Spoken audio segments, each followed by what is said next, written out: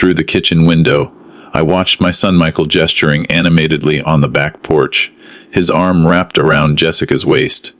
They'd been dating for 8 months now, and tonight was the first time she'd stayed for dinner after he'd brought up marriage.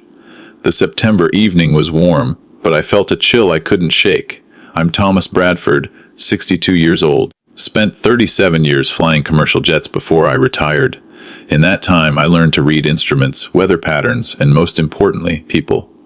When you're responsible for 200 lives at 35,000 feet, you develop instincts about who to trust. Those instincts were screaming at me now. My wife Margaret died 3 years ago after a long battle with cancer. The house we're standing in, the Craftsman bungalow on Hawthorne Boulevard in Portland, was her dream home. She'd spent 20 years turning it into something special, every corner holding a memory. Michael knew what this place meant, what it still means. Jessica appeared in the kitchen doorway, her smile bright and practiced. She was 29, worked in marketing for some tech startup downtown, and had a way of making every conversation feel like a performance. "Mr. Bradford, the garden is absolutely stunning," she said, moving closer. Too close. Margaret must have been an incredible woman, she was. "Michael tells me she left the house to you both. That's so special." Her voice dropped, intimate and conspiratorial. "Actually, I wanted to talk to you about that privately." Michael was still outside checking something on his phone. Jessica's hand touched my elbow lightly. "Michael and I are getting serious," she continued. "We're talking about marriage, starting a family, but you know how crazy Portland real estate has gotten. We've been looking, but everything in a good school district is either falling apart or costs over $1 million. I said nothing. 37 years of flying taught me when to stay quiet and listen. This house, though, her eyes swept the kitchen. It's perfect. 4 bedrooms, that beautiful backyard, excellent neighborhood, and it's just sitting here with you rattling around in it alone. My jaw tightened, but I kept my expression neutral. "So, I was thinking," Jessica said, her voice sweet as poison. "What if you transferred the house to Michael and me as a wedding gift? You could move into one of those nice senior communities. They have activities, people your age, to talk to. Wouldn't that be easier than maintaining this big place by yourself?" For a moment, I couldn't speak, not from shock, but from the effort it took not to tell her exactly what I thought of her suggestion. "That's quite a proposal," I finally said. "I know it's a lot to think about," she rushed on, "but Michael and I have been discussing it, and we both feel it makes sense. Family helping family, right? Plus, this way the house stays in the Bradford name." Michael came back inside then, and Jessica's demeanor shifted instantly, warm and differential again. I watched her perform this transformation and felt something settle in my gut. The same feeling I used to get when instruments showed normal, but something in the air felt wrong. After they left that night, I sat in Margaret's favorite chair and stared at the walls we'd painted together, the built-in bookshelves I'd installed with her telling me they were half an inch off level. She'd been right, of course. "What should I do, Maggie?" I whispered to the empty room. I knew what she'd say. She'd say the same thing she told me when Michael was 16 and got caught cheating on a history test. "Don't just punish him. Make sure he understands why it was wrong. Make sure he learns." The next morning, I made a phone call. Richard Chen and I had flown together for 12 years before he left commercial aviation to start a private investigation firm. We'd kept in touch, meeting for coffee every few months. "Rich, I need a favor," I said when he answered. "It's about my son's girlfriend." "Say no more. Send me her full name and any details you have." "How long will it take for you?" "I'll make it priority. Give me a week." I spent that week acting normal. Jessica and Michael came over twice more. She was careful not to mention the house again, but I caught her measuring rooms with her eyes, mentally rearranging furniture. "Dade, I wanted to talk to you about something," Michael said on the second visit, after Jessica excused herself to use the bathroom. Here it comes, I thought. Jessica and I are thinking about moving in together. Maybe getting engaged by Christmas. That's fast. When you know, right? That's what you always said about Mom. Your mother and I dated for 3 years before I proposed. I knew her family, her friends, her history. I knew who she was when things were easy and when things were hard. Jessica's different. She's mature, focused on building a life together. What do you know about her past relationships? Michael frowned. What does that matter? Patterns matter, son. How people handle breakups, what they learned from previous relationships, whether they take responsibility or always blame the other person. Dad, that's not fair. Everyone has a past. I'm not judging her past. I'm saying you should know it. Jessica returned then, and the conversation ended, but I saw Michael's face, the defensive there. She'd already driven a wedge between us. Classic manipulation tactic. Rich called me 6 days later. Tom, we need to meet in person. You free for lunch? We met at a diner on Division Street, away from anywhere Michael and Jessica might see us. Rich slid a folder across the table before I'd even ordered coffee. Her real name is Jessica Laurent, he began. She goes by Jess Larson now. Changed it legally 2 years ago. I opened the folder. Inside were documents, printed social media screenshots, and what looked like court records. 5 years ago, she was engaged to a man named David Hoffman in Sacramento. He was a commercial real estate developer, recently divorced, had 2 kids. They dated for 6 months before she moved in with him. 4 months later, she convinced him to add her name to the deed of his house, claiming it was for estate planning purposes since they were getting married. Let me guess, I said. They didn't get married. 2 months after her name went on the deed, she called off the engagement, claimed he was emotionally abusive. California is a community property state, so even though they weren't married, the legal battle over the house lasted 18 months. She walked away with a $140,000 settlement just to remove her name from the deed. My coffee sat untouched. There's more, isn't there? Before Hoffman, there was a guy in Eugene. Patrick Williams owned a brewery. She convinced him to make her a partner in the business after they'd been dating for a year. When that relationship ended, she sued for half the company's value. Settled out of court. Rich pulled out another document, and this is the one that really concerned me. 3 years ago in Bend, there was a restraining order filed against her by a man named Marcus Chen. The details are sealed, but from what I could piece together, she'd moved in with him and refused to leave after they broke up. When he finally got her out, she'd stolen jewelry and electronics. He dropped the charges after she returned everything, but the restraining order stood. I stared at the papers spread across the table. This wasn't just gold digging. This was a pattern of predatory behavior. How did she meet Michael? According to her social media, they met at a charity auction for the Oregon Food Bank. Michael bid on some package. She was there with friends. Very public, very respectable venue. She's gotten smarter, I said, more careful about how she meets them. Tom, your son needs to see this. If I show him now, he'll think I'm just trying to break them up. He's defensive enough already. I gathered the papers and slid them back into the folder. I need to handle this differently. What are you thinking? I told him. Rich listened, then slowly smiled. That's either brilliant or completely crazy. Probably both. Over the next 2 weeks, I played the role of the accommodating father.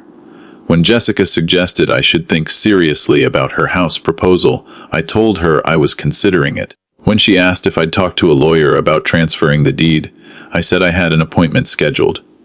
Michael seemed relieved. I knew you'd come around, Dad. This is best for everyone. I watched my son, this man I'd raised, and saw how completely she'd gotten into his head. He wasn't thinking about what he was asking his father to give up. He was thinking about making Jessica happy. I missed Margaret so much in those moments. She would have seen through Jessica immediately. She had a gift for reading people, especially women. I was doing this blind, relying on evidence and instinct. The appointment I'd actually scheduled was with my lawyer, Paul Winters, but not to transfer the house. I was updating my will and setting up a trust. I wanted to make absolutely certain that even if something happened to me, Jessica couldn't get her hands on Margaret's house through legal manipulation. Your son's really in love with this woman?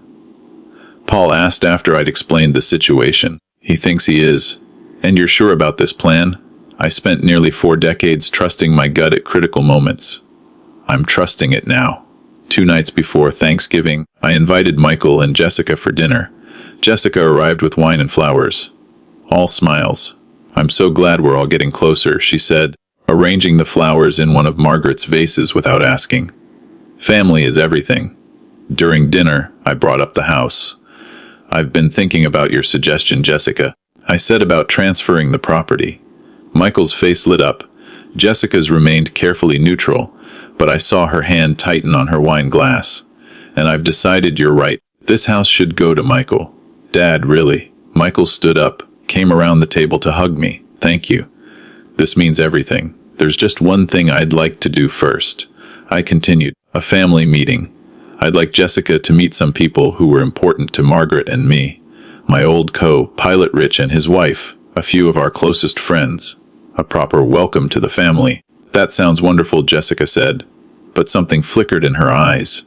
Wariness. I'll set it up for this Saturday. Casual, just dinner and drinks here at the house. I want everyone to celebrate this decision together. After they left, I called Rich. Saturday. It's happening. You sure about this? She needs to understand that actions have consequences, and Michael needs to see who he's really with. Saturday evening, I set up the living room carefully. Drinks on the sideboard, appetizers arranged on Margaret's good-serving plates. Michael and Jessica arrived first, both dressed up. She'd clearly spent time on her appearance, probably thinking this was her victory lap. Rich and his wife, Linda, arrived next along with Paul, my lawyer, Tom, and Susan Hendris, who'd been our neighbors for 20 years, and Daniel Park, who'd been my flight engineer on dozens of international routes. Everyone, this is Jessica, Michael said proudly. Dad's transferring the house to us as a wedding gift. How generous, Linda said, her voice carefully neutral. Rich had told her everything. We made small talk for about 30 minutes. Jessica worked the room skillfully, laughing at jokes, complimenting Susan's dress, asking Daniel about aviation. She was good. I'd give her that. Then I asked everyone to sit down. I want to thank you all for coming. I began. This house has been the center of my life for 23 years. Margaret and I bought it when Michael was 11. She made it a home. Jessica smiled, thinking this was going her way, which is why I continued. I wanted all of you here when I explained why I absolutely will not be transferring this house to anyone. The room went silent. Michael's face drained of color. Jessica's smile froze. Dad, what? I looked at my son. Michael, I love you, but I won't watch you make a catastrophic mistake without trying to stop it. I picked up the folder Rich had given me weeks ago, now thick with additional information. Jessica, or should I say Jess, you've done this before. 3 times that we could verify. I opened the folder.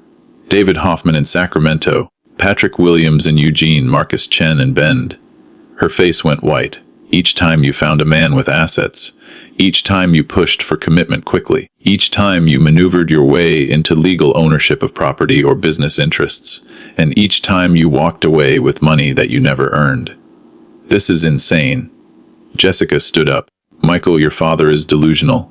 Sit down, I said quietly. I'm not finished. There was something in my voice, the same tone I used in the cockpit during emergencies, that made her sink back into her chair. Rich, if you would. Rich pulled out additional documents, restraining order from Marcus Chen, court records from the lawsuit against Patrick Williams, settlement agreement with David Hoffman.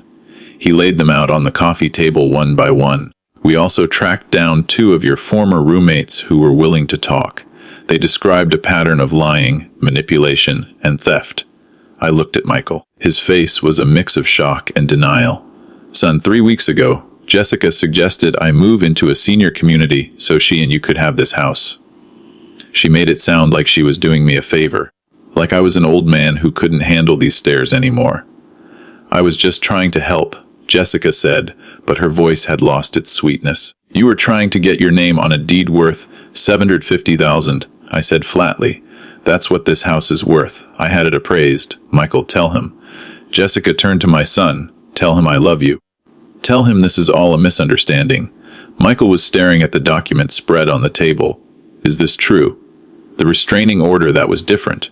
He was, is it true? Michael's voice cracked. Jessica's mask slipped. For just a moment I saw the cold calculation underneath. Then she grabbed her purse and stood. You know what? Keep your house, old man. It's falling apart anyway. Just like you, she looked at Michael. And you're weak. Just like your father. Probably died miserable and alone. I can do better. The cruelty of mentioning Margaret like that. the viciousness in her voice. It finally did what all my evidence couldn't. It showed Michael exactly who she really was. "Get out," Michael said quietly. "What? Get out of my father's house now." Jessica laughed, harsh and bitter. "You're choosing him over me. You'll regret this. You'll never find anyone as good as me." "I certainly hope not," Michael said after she left, slamming the door hard enough to rattle the windows. Everyone sat in silence. Michael had his head in his hands. "I'm sorry, son," I said. "I know this hurts." "How long have you known?" "About 3 weeks, since she first suggested I transfer the house. And you investigated her. You had her followed. I protected my family. That's what fathers do." Michael looked up at me, his eyes red. "She told me you were old-fashioned, that you didn't understand modern relationships. I believed her over you. She was good at her job," Rich said gently. "Tom, you want to tell him the rest." I pulled out one more document.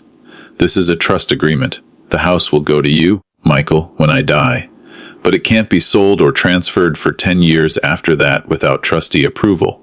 Even if you're married, even if you have kids, it protects Margaret's legacy. You think I'd think you're 34 years old, and you almost signed over your family home to someone you'd known for 8 months. I think you need time to learn better judgment." Tom Hendris cleared his throat. "For what it's worth, Michael, your father consulted all of us before tonight. He wanted to make sure he wasn't being unreasonable. We all agreed Jessica showed concerning signs." "I should have seen it," Michael said. "The way she rushed everything. How she always had an explanation when I asked about her past. How she gradually stopped wanting to spend time with you. Dad, she isolated you. It's part of the pattern." Susan poured Michael a drink. "Give yourself grace, honey. These people are professionals at manipulation." We talked for another hour. Rich and Linda shared some warning signs to watch for. Paul explained some legal protections. The Hicks told stories about Margaret, reminding Michael of the kind of love that's real, that builds slowly and lasts. After everyone left, it was just Michael and me, sitting in the living room that had witnessed so many family moments. "I really thought she was the one," Michael said softly. "I know. How did you and Mom know that you were right for each other?"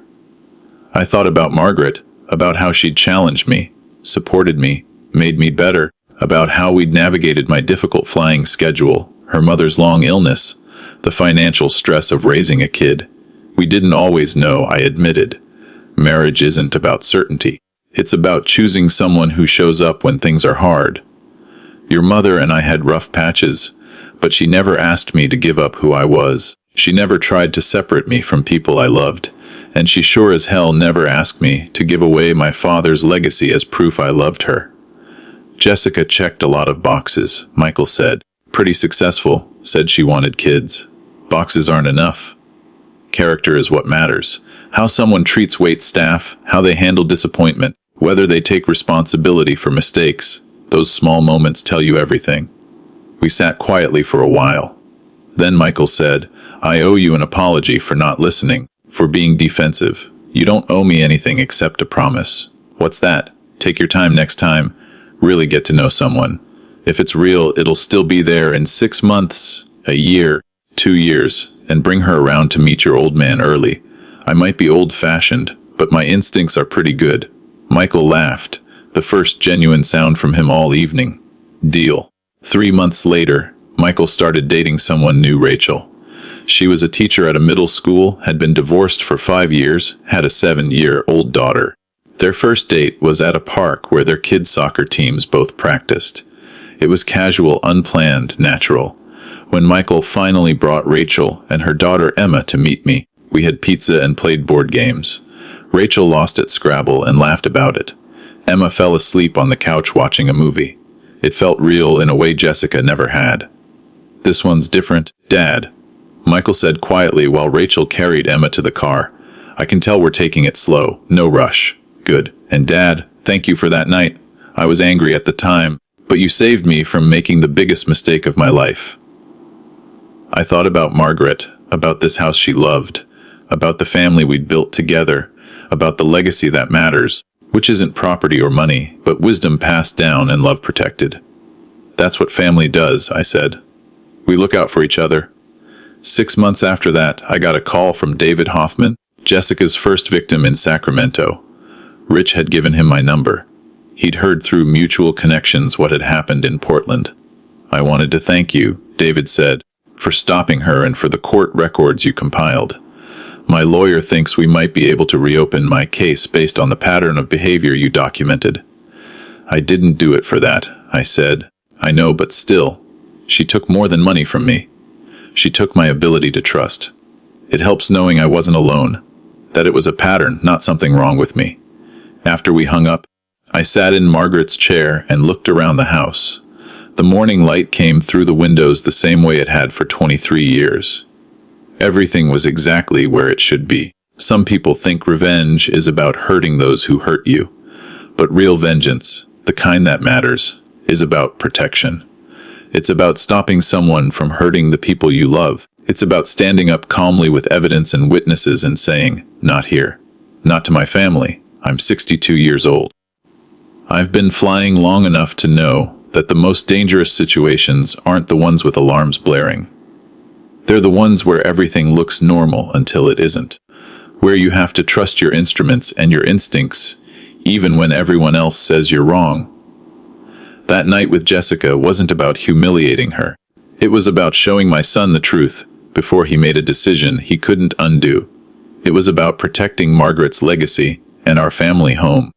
It was about teaching Michael a lesson about character, judgment, and the difference between love and manipulation.